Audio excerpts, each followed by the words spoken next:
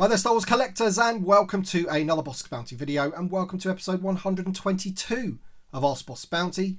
This is the weekly series that drops every Sunday where I answer your questions from the comment section below. So if you do have a question for next week's episode, please leave it in the comment section below and hopefully you will be featured next week. I do get loads and loads of questions, which is awesome, but obviously I can't include every single one. So don't let that deter you. Still leave your questions in the comment section below. I do have a bumper episode this week with loads of questions, and it's going to be awesome, so I can't wait to getting around to doing that.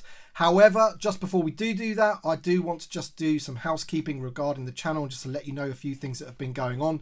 So last night I was on a live stream with John Miko and Augustine from the Facebook group, the Vintage Collection Facebook group, and we were joined by Evan from the SWTVC.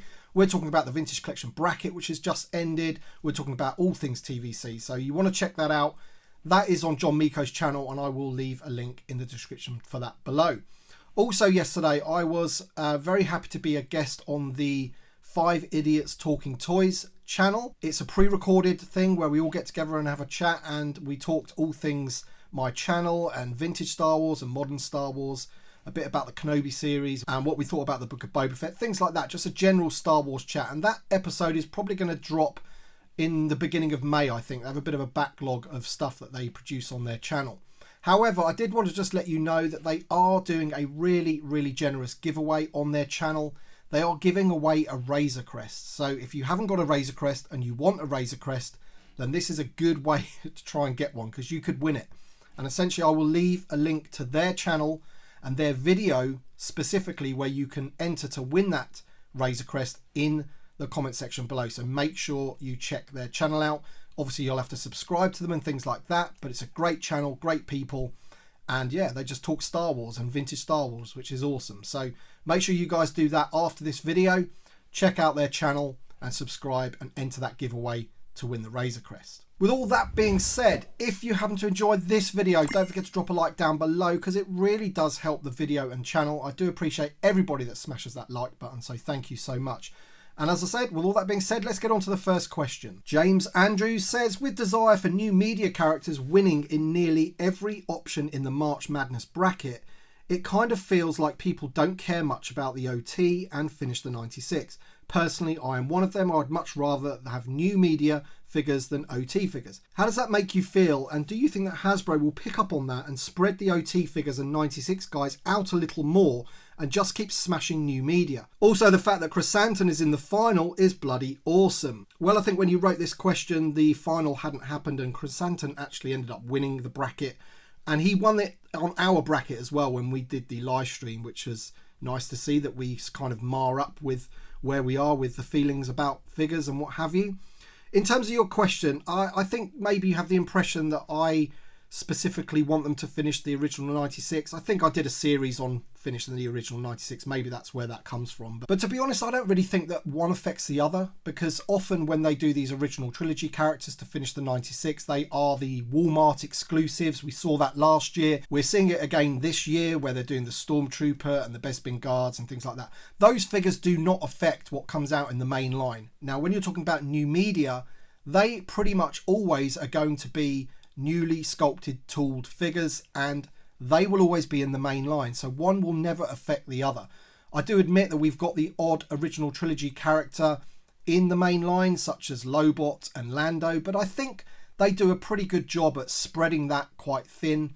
And I love the new media characters just like anybody else. I want it all in the vintage collection. You know, I want new media, I want original trilogy, I even want prequel trilogy stuff and animated stuff as well. I'm all for it. So I think they have to keep everybody happy, and I think they're doing a pretty good job at doing that. Simon Garner Photography says, with the appearances of 8D8 in the Book of Boba Fett, when they get round to releasing them in TVC, do you hope it'll be on a Return of the Jedi card? I get the feeling that it will be on a Return of the Jedi card, because it'll instantly tick off that original 96 that we've just been talking about. I think they did something similar with the Death Star droid, so we saw him in The Mandalorian. He was in the bar of the Navarro Cantina, but they brought him out on a Star Wars card because that was his debut card in the original vintage line. And I think that's probably how they'll go down the route when they eventually get to do 8D8, if they ever get to do 8D8. There's no guarantee that they actually will finish the 96. Walter Abrams says, hey boss, since Delta Squad is being released in the Black Series, how long do you think we'll have to wait to see them in the Vintage Collection? Also, do you think they will be a repack or a new mould? So this one's really interesting to me because obviously I don't follow the Black Series as much as I should maybe, or take much notice of what's coming out in terms of reused parts and things like that. But what I have heard is that Delta Squad figures, I think there's two of them, isn't there? Boss and the other one. And essentially I think what they've done is they've used Hunter's body from the Bad Batch. And a lot of people aren't too happy about that because essentially the Delta Squad are quite beefy troopers, aren't they? So I would say that I don't really think there's anything in the Vintage Collection really that they could use and get away with to make those figures. So I think that it probably would have to be a new mould. And as that's the case, I think you'll probably be waiting quite a long time for those. As I say, when I think about the figures that we do have in the Vintage Collection, nothing springs to mind that says to me, oh, they could do a Delta Squad using that body. Straight Out of Coruscant says, great video, mate. Question for next week. Do you think we'll be getting another specialty wave this year? Is it 2 a year they do? I think historically they have been doing 2 a year, I think. I want to say maybe it is 3, but I think it is actually 2. And we've already had the first one, haven't we? They've literally just dropped into some people's hands in the UK especially. We've literally just got hold of those. The Mace Windu and the Obi-Wan. Those 2 reviews are on my channel if you want to check those out. And the next wave has been rumoured, and I think it contains Dengar and Nin Num, I believe. Couple of others, and they'll be towards the end of the year. But as I say, those are only rumours at the moment, nothing confirmed, but that's what we're hearing, that, you know, those 2 figures are included in that wave. So they are going to continue to do them, and we'll just have to see what they do. Raul Lozano says, great videos. Tim, question for next week. Do you think Hasbro will be doing reissues of Slave Leia and maybe individual carded Jabba from the Katana for next year with the Return of the Jedi anniversary? I think when it comes to Jabba, I think we will get a Jabba. I think it's quite inevitable because we're getting that playset. I know it's a Book of Boba Fett playset, but they did mention that it has like dual use. And I think a lot of people need a Jabba the Hutt, don't they? As for Slave Leia, I've got to say, I really don't think that we're ever going to get this figure again. And it's not just because she's called, you know, Princess Leia's slave outfit and people nickname her Slave Leia. I think it's because it's the way she's dressed, essentially. I don't think Disney want to touch it. I think it's the same with Oola, unfortunately. That's the reason why you never got the Oola offered in the Black Series Rancor HasLab. I don't think Disney want to touch it. I think since they've bought it, you know, maybe it's social justice and all that kind of stuff, Me Too movement, whatever you want to say, has affected their decision on that. I think they want to steer clear of things like this, which is a shame because it's a great card back. Mark O says, Tim, do you think Hasbro will ever re-release the Sail Barge? So I haven't had this question for a long time, so I thought I would include it, and I still don't think they will ever re-release the Sail Barge. Not in the next 5 or 10 years anyway. I mean, at the end of the day, if they were to do that, say next year, here you go then guys, have another crack at the Sail Barge. Unfortunately, that would undermine the whole HasLab model, and they wouldn't be able to do another HasLab because everyone would be like, well, why am I going to buy this exclusively when you're going to release it in the next couple of years anyway? So I think it would, as I say, undermine the whole model that they've created for HasLab, and therefore anything that's in HasLab won't ever get a general release. It's a one and done thing. You've got to get it when it comes out, and then that's it. Just Capster says, awesome video, boss. Question for next week. Do you think Hasbro will continue the reissues, or would they just repack on new cards? How would this affect the 1.0 line value for collecting? Your thoughts?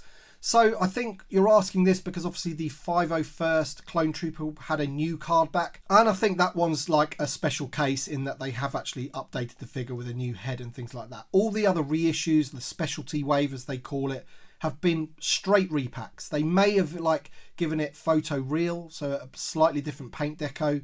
I think they may have even improved the soft goods on some of them, but generally speaking, when they do a repack or reissue in the specialty wave, it is the exact card back, exact figure, just a bit of updated paint, very slight improvements.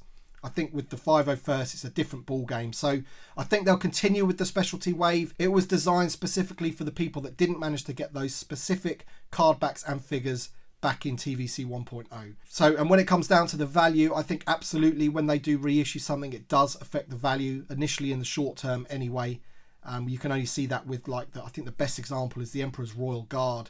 That used to be £100 figure every day of the week, and now you can get it a lot cheaper. Even the unpunched version from back in the day. 1980s and Star Wars guy says, do you prefer the 2003 Clone Wars or the 2008 Clone Wars? Great vid. Man, that is a hard choice, because the original Clone Wars, the cartoon version or the 2D version or whatever, Gendy, was, you know, it's brilliant. I absolutely love it. But I think when it comes to having to pick between the two, just purely because there's more content for the 2008, and I think nothing really rivals that 7th season in terms of content for those two shows. That 7th season was immense, and it beats any other animation show in my opinion. That 7th season was awesome. Nathan Bryant says, hey Tim, relatively new to TVC collecting, mostly a Black Series guy, but your videos have been a massive help, so thank you so much. Question for next week, as we get closer to completing the original 96, what do you think Hasbro will do for Anakin Skywalker?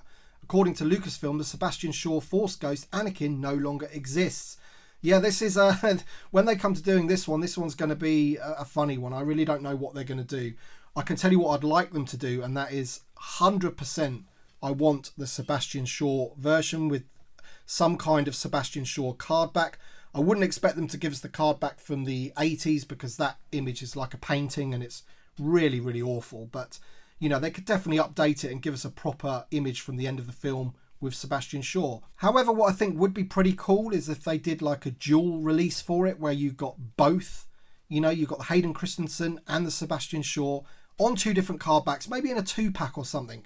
And then when it comes down to the figures, I would want it to be like a Jedi robed character, not one of those sort of translucent blue things that we got in the Power of the Force. I want them to avoid those at all costs. I think you want it to be like an actual figure with the robes and things like that. AH64 Gunship Pilot says, hello and thank you for doing this series. It's always so informative. Thank you so much, my friend. I appreciate your comment.